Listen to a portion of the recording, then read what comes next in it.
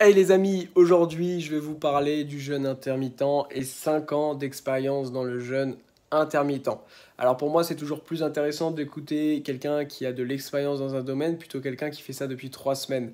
Parce que plus on a de recul sur quelque chose, plus la parole peut être constructive, plus on va avoir d'éléments à apporter. Et, euh, et voilà, plus il y a de recul, mieux c'est de toute façon.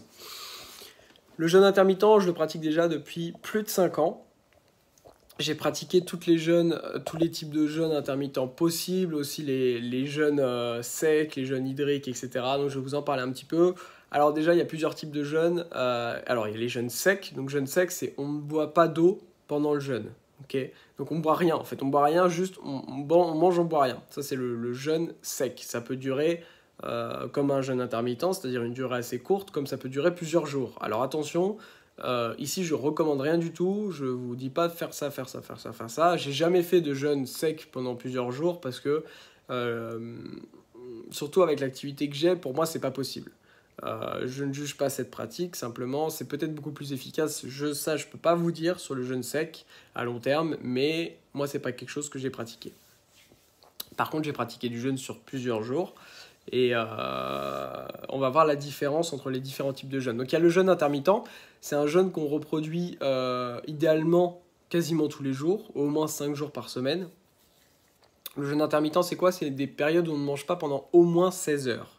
Donc en gros, ça veut dire soit on loupe le petit-déj, soit on loupe le dîner. Mais c'est pas le midi parce qu'il n'y a pas assez de temps entre le matin et le soir. Donc c'est pas juste on loupe le midi, sinon vous n'entrez pas dans une période de jeûne intermittent. Il faut au moins 16 heures. En général, on dit pour rentrer dans un jeûne intermittent, pour permettre vraiment d'avoir au niveau du corps tout ce qui se met en place pour avoir les bienfaits du jeûne intermittent, pour permettre également au système digestif d'être pleinement en repos. Voilà. Donc, minimum 16 heures. Il existe, alors, ils ont mis des noms dessus. Je ne sais même pas qui a mis des noms. En soi, c'est pas important. Vous jeûnez autant que vous voulez. Vous ne devez pas être derrière votre montre à regarder. Ah, ça, non, il me reste 15 minutes. Après, je peux manger. Non, c'est pas ça l'intérêt.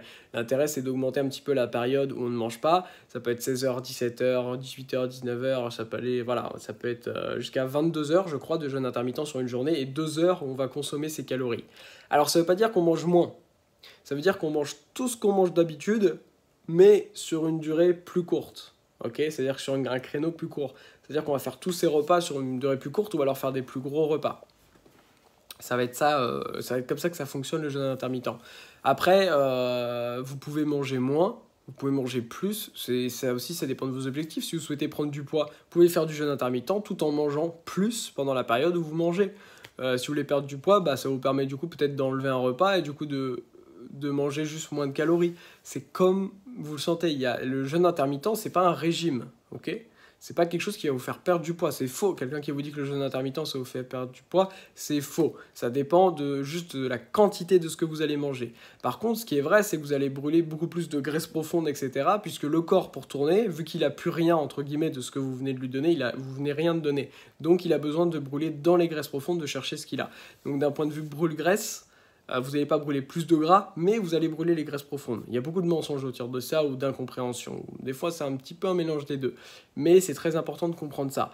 C'est que du coup, vous allez brûler les graisses profondes. C'est aussi du coup très très bon pour votre système. Ça va permettre également d'avoir le système digestif au repos, qui globalement, le système digestif vous prend énormément d'énergie. Le fait qu'il soit au repos, ça va permettre à tous les autres organes de fonctionner. Et des fois, il y a des soucis qu'on a dans le corps, des tendinites, des choses comme ça, parce que finalement, on laisse jamais au corps le temps de s'en occuper. Et le fait de mettre le système digestif au repos, ça permet au corps d'envoyer l'énergie aussi sur là où il a besoin de travailler également. Donc ça va avoir des bons effets pour régler des soucis aussi. Voilà les bienfaits du jeûne intermittent. Moi, je trouve qu'aussi ça permet, d'un point de vue pratique, vous gagnez du temps parce que vous avez moins besoin de faire de repas. Et surtout, vous n'avez pas cette phase de digestion. On est fatigué, on a envie de dormir dans le canapé, etc. Vous n'avez pas ça. Donc pour moi, d'un point de vue pratique, etc., c'est aussi vraiment super. Ça permet d'avoir plus d'énergie, de surtout pas gâcher mon énergie dans tout le temps ma digestion. Donc aussi les bons points du jeûne intermittent liés à ça. Après, ça vous permet également d'un point de vue esthétique de brûler un petit peu plus de gras en termes de graisse profonde. Pas plus de calories, hein, c'est faux, mais brûler plus de graisse profonde. Et également au yoga, de toute façon, on pratique toujours à jeun. Moi, c'est quelque chose que je recommande vachement. Encore une fois, libre à vous. Je vous invite toujours à consulter un docteur avant de faire quoi que ce soit. Simplement, voilà les bienfaits également. Pratiquer à jeun, vous allez être beaucoup plus avec votre corps, beaucoup plus avec vos sensations, etc. C'est pareil pour d'un point de vue sportif. Moi, globalement, en ce moment, je fais que du yoga, mais des périodes où je pratiquais pas mal de sport, idéalement, je pratiquais toujours à jeun. Je pouvais enchaîner de la course à pied avec de la piscine, avec un petit peu de salle de sport et manger juste après avoir fait tout ça. C'était pas un problème. Encore une fois, je pouvais faire ça progressivement. C'est libre à chacun, chacun son corps, chacun son expérience, chacun sa morphologie. Mais voilà, c'est quelque chose vraiment que je trouve génial, le jeûne.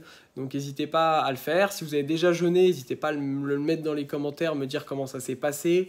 Et voilà, me dire si vous avez eu des bons retours d'expérience grâce à vos jeûnes. Des mauvais retours, globalement pas trop, à part si vous êtes vraiment hyper addict au sucre et que votre corps est vraiment pas habitué à tourner sans sucre raffiné, que vous lui donnez tout le temps, ça peut arriver d'avoir des migraines, etc. Mais ça, c'est entre guillemets un signe que vraiment il y a plein de choses qui vont pas dans votre corps et votre alimentation. Donc voilà. On se retrouve très vite. C'était Sacha, votre prof de yoga. Et surtout, si vous avez des questions, mettez-les en commentaire. Namasté.